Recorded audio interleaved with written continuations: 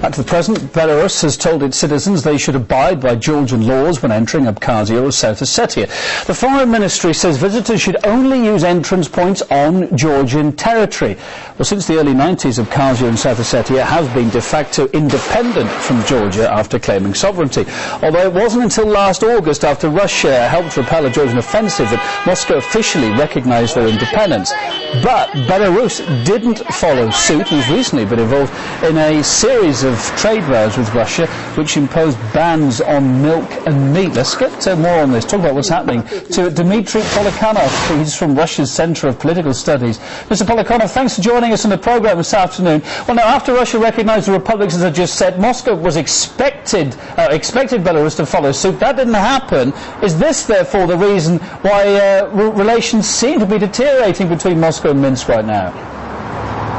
Well, the thing is that Belarus has always claimed to be our major ally in the post-Soviet space. However, its policy nowadays is characterized by some kind of contradictional signals that it tries to send.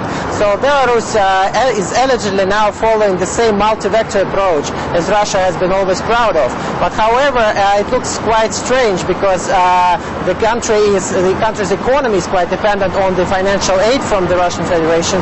Besides, most of the Russian businesses work quite well in Belarus, and so there is much more closer ties with Russia than with any other country in the world, and it's quite the Russian politicians find it awkward that Belarus is not following the same pattern as Nicaragua, for instance, and is not supporting the idea of recognition of independence of Abkhazia and South Ossetia. Well, what's your take on this? Do you think they eventually will? Well, the thing is that,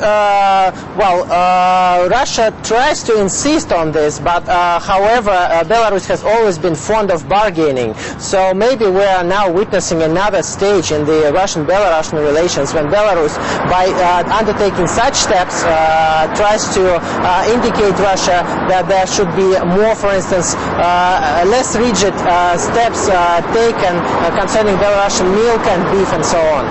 If you say bargaining, what more are they bargaining for, briefly?